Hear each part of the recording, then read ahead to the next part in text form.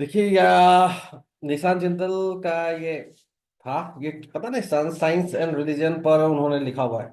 मतलब और मुझे लगता है कि इनको एटलीस्ट हिंदू रिलीजन के बारे में ज्यादा कुछ पता नहीं है। जो सुनने से आपको पता चल जाएगा।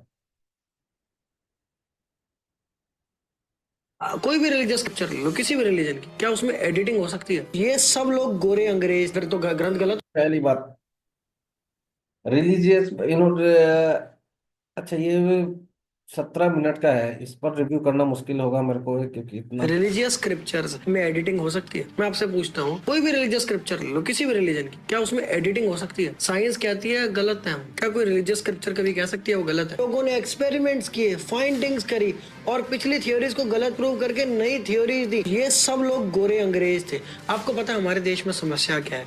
कि लोग कहते हैं कि इन सब ने ना ये चीजें वेदों से चुरा ली। लास्ट स्टेटमेंट उनका सही है। ये लोगों की अ, गलत मेंटेलिटी है जो ये बोलना कि अंग्रेजों ने वेदों से कुछ भी चुरा लिया। लेकिन बाकी जो वीडियो में इन्होंने बोला है वो बिल्कुल ही गलत है। पहले इन्होंने बोला कि क्या रिलीजियस स्क्रिप्चर में एडिटिंग हो सकती है, पता नहीं दूसरे धर्मों का मेरे को पता नहीं है। लेकिन हिंदू धर्म में एडिटिंग हो सकती है। क्यों हो सकती है? आप अगर इवन शिव पुराण भी पढ़ेंगे, विष्णु पुराण भी पढ़ेंगे, तो उसमें है कि जो वेदास है उसमें अभी तक 27 व्यास हुए हैं। कृष्ण द्वापायन जिन्होंने महाभारत लिखा था वो 27 थे। 24th वाल्मीकि, 24th व्यास है। तो हर युग में एक बार वेदास का एडिटिंग होता है। कई चीजें जो सोसाइटी के लिए खराब है उसको हटा दिया जाता है, कई चीजों को उसमें डाल दिया जाता है। और फिर से एक एक स्टेटमेंट का एनालाइज करना सही होगा। कोई भी रिलीजियस स्क्रिप्चर ले लो, किसी भी रिलीजन की, क्या उसमें रिलीजियस स्क्रिप्चर्स में एडिटिंग हो सकती है? मैं आपसे पूछता हूँ, कोई इसका भी भी रिलीजियस आंसर दे स्क्रिप्चर दिया। ले लो, किसी भी रिलीजन की, क्या उसमें एडिटिंग हो सकती है? साइंस कहती है गलत है, क्या कोई रिलीजियस स्क्रिप्चर कभी कह सकती है वो गलत है? लोगों ने एक्सपेरिमेंट्स किए, फाइंडिंग्स करी और पिछली थ्योरीज को गलत प्रूव। चलिए, पहले बात, इन्होंने बोला कि रिलीजियस में मतलब फाइंडिंग की ये किया वो क्या। पहला बात तो साइंटिफिक एविडेंस को हिंदू रिलीजन पूरा ही एक्सेप्ट करता है। आप ये देखिए, यहाँ में मैं ऑनलाइन ट्रांसलेशन है ब्रह्म सूत्र का। अरे यार, ये ब्रह्म सूत्र आपको क्लियरली बोलता है, in cases of scripture conflicting with perception. Perception मतलब जो सच्चाई, जो सत्य है जिसको आप वेरीफाई कर सकते हैं एक्सपेरिमेंटेशन से, ऑब्जर्वेशन से, जो भी चीज है, मतलब साइंटिफिक मेथड से। अगर स्क्रिप्चर उसको वॉयलेट कर रहा है तो स्क्रिप्चर को हम नहीं मानेंगे, क्योंकि जो सत्य है वो असत्य से नहीं जाना जा सकता। तो हमेशा ऐसा नहीं है जो स्क्रिप्चर में अगर बात हिंदू धर्म बोल देता है और आपका जो साइंटिफिक एविडेंस है उसमें कोई और एविडेंस है, तो हम ये बोलेंगे कि स्क्रिप्चर सही है। जैसे अगर अगर स्क्रिप्चर बोलता है कि कोई भी चीज को हम नीचे ड्रॉप कर रहे हैं तो वो आकाश में उड़ने लग जाएगा, और हम ऑब्जर्वेशन से देख रहे हैं कि ग्रेविटी नीचे की ओर डाल रहा है, तो हम ये मानेंगे कि स्क्रिप्चर गलत है। आदि शंकराचार्य का भी जो आप क्या बोलते हैं, भगवत गीता का जो कमेंट्री है उसमें भी उन्होंने ये लिखा हुआ है, जो अगर रिलीजियस स्क्रिप्चर बोलता है कि फायर कोल्ड है, लेकिन हम जानते हैं कि फायर कोल्ड नहीं है, तो हम नहीं मानेंगे कि रिलीजियस स्क्रिप्चर बोनाफाइड या ट्रू है।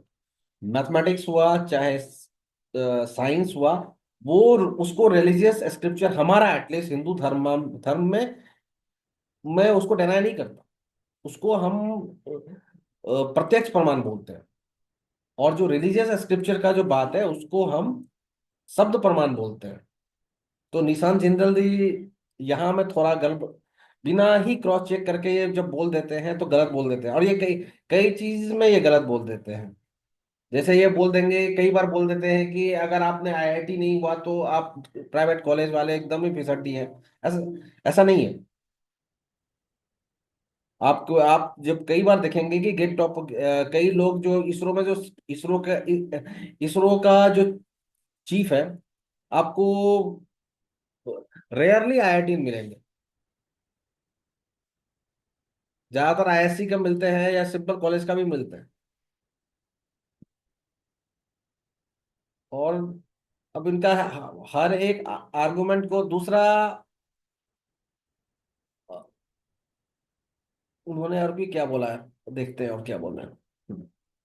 प्रूव करके नई थ्योरी दी। ये सब लोग गोरे अंग्रेज थे, आपको पता। देखिए, यहाँ में भी जिंदल साहब को शायद हिस्ट्री का पता नहीं है। ये कोई भी डिनाई नहीं कर रहा है कि पिछले 1000 वर्षों में जो भी कंट्रीब्यूशन है वो गोरों ने किया हुआ है।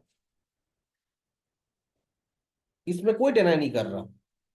लेकिन आप वो 1500 साल से पहले चले जाएंगे तो मुसलमानों का कंट्रीब्यूशन है बहुत ज्यादा। ठीक है, कुछ बहुत ज्यादा। उससे पहले चले जाएंगे आपको तो आपको चाइनीज मिल जाएगा। उससे पहले चले जाएंगे 6th सेंचुरी, और 300 तो हिंदूज का है। जब गुप्ता एरा है तो उसमें आपको देखेंगे जितना भी कंट्रीब्यूशन है वो हमारा है। चाहे आप वारामिहिर हो, चाहे आर्यभट्ट हो, चाहे भास्कराचार्य हो, ब्रह्मगुप्ता, जो भी हो, आप जब इस गुप्ता एराज में देखेंगे तो उस समय बाकी दुनिया में इस टाइप का कोई भी चीज नहीं था।